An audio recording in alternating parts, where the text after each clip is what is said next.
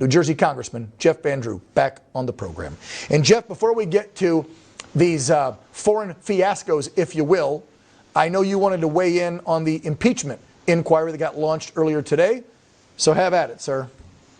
Well, just simply to say I'm glad we're doing it. It's about time. Yes. For months I've been asking for this, as you know, literally every single week I put something out, express my viewpoint at multiple levels in caucus, etc.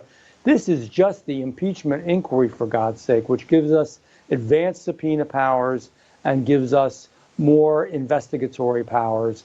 That's a good thing. I mean, we want to find the truth. Nobody should be against that. Every single person in Congress should vote for it because there's nothing wrong with finding the truth and getting to the truth. And that's what we're trying to do here. Amen. All right, let's move into things he should be impeached for. No, just kidding. There's so many. Where do we begin? The border, the crooked deals with his son. Let's talk about foreign policy, though. The most current one is this meeting. You've got Kim Jong-un over there in Russia meeting with Putin, and as I said in your lead up here, China just met with him. What is our intelligence community telling you guys on the Hill? Are they talking about arms deals? What are they gearing up to do here? Well, we don't even know and haven't gotten all the information ourselves, which is shameful. Yeah. I will tell you there's one big giant word that describes all of this, which is weak. We wouldn't have a Ukraine issue. We wouldn't be bleeding our finances in Ukraine and tiptoeing our way into another world war if we had had a strong president. But they saw what he did in Afghanistan. And when they saw that, they said, this man is weak. He's a weak leader. This is not the United States we've known before. Correct. So they went forward and they invaded Ukraine. Now they're making deals right in front of us because, again, they just know that there's weakness there. I'm sure it's for armaments. I'm sure it's for more power for North Korea, more power for Russia. Good for them, real bad for us. Yeah, and time that we put our foot down. And that quote you had from President Trump, he didn't kid around. No kidding. He told them there would be hell to pay. And people don't want to. That's what we need. We need to be the best, strongest, most powerful military in the entire world. Number one, to no one. Well, and guess what? Speak softly, carry a big stick. Yep. And that's what Trump did. Although he didn't always speak softly, as we know. But guess what? That rhetoric worked, but he would back it up with actions. And nobody came at us in 4 years because they knew, what will Trump do? I better not do that. Let's go to the money in Iran. Explain this prisoner swap. They were Iranian prisoners, but it's $6 billion in funds that we released that were locked down. Explain this to all of us, because I'm not understanding why in the hell we allowed them to get $6 billion back when we know they're trying to create nukes. That's the point.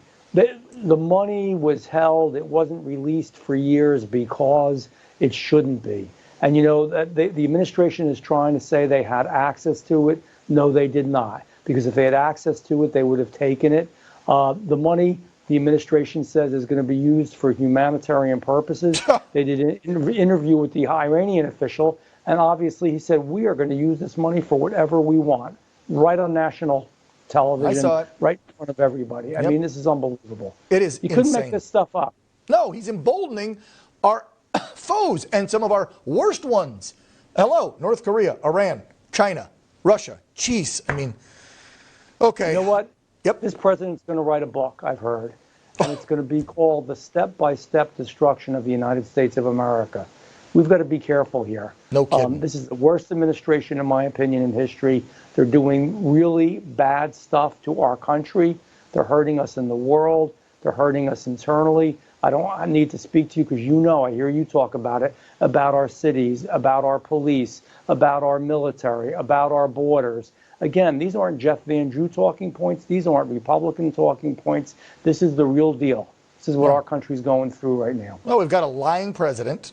Just yesterday, he rolled this, guys. He lied about this up in Alaska on the anniversary of 9/11. Disgraceful didn't come down to Ground Zero or the Pentagon or the Shanksville field. Forget that. But in Alaska, makes this lying claim. Play it, guys. Ground Zero in New York. And I remember standing there the next day and looking at the building. I felt like I was looking through the gates of hell. It looked so devastating because from where you could stand.